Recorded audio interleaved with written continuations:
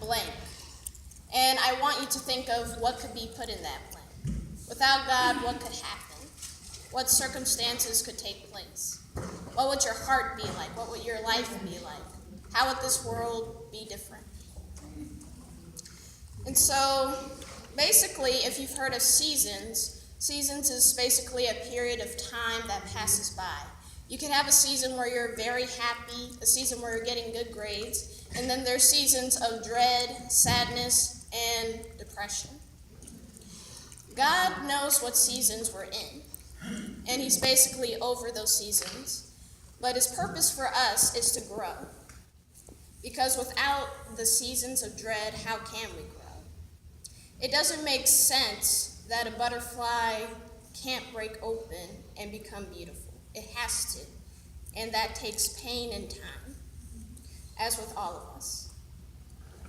So, let's just say, for example, this season that we're in as a school. It might seem rough right now, right? Is it kind of rough? Yeah. It's pretty rough. Yes, the changes, the teachers that come and go, teachers that left. And let me just put out there, one of the things I don't really like, and I'm pretty sure you'll all agree, is the bathroom situation. Aren't the bathrooms pretty dirty? Amen. They're pretty dirty at times. And I can agree, I don't like that. But I also want to focus on all of our mentalities. Ultimately, the flesh nature. If you're familiar, the flesh nature is basically our human nature, what we're born with, and that is without God. Unfortunately, we all go through periods of time where we'd rather use our flesh nature than God's nature in us. And during those times, it can get pretty difficult. We have negative attitudes towards everything around us, but we shouldn't be like that. In fact, the godly attitude is being willing to wait. God is in control, and knowing that it won't last always. So this is just temporary. And God has so much planned for us. How could we not wait? Especially if it's waiting for us on the other side. This is only a test. How could we not wait? If we drop out now, what's the purpose? How could we? And he will also give us the desires of our heart. He's our loving Father, our loving God. Why wouldn't he give us the desires of our heart?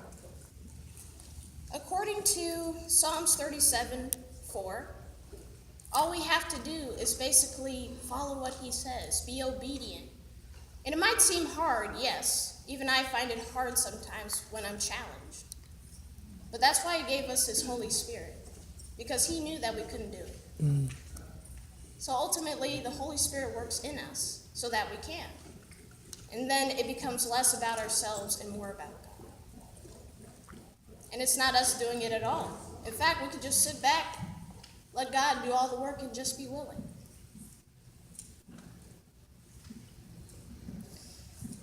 And even without God, even if we weren't Christians, we'd ultimately have his grace and mercy. He'll always give us grace and mercy.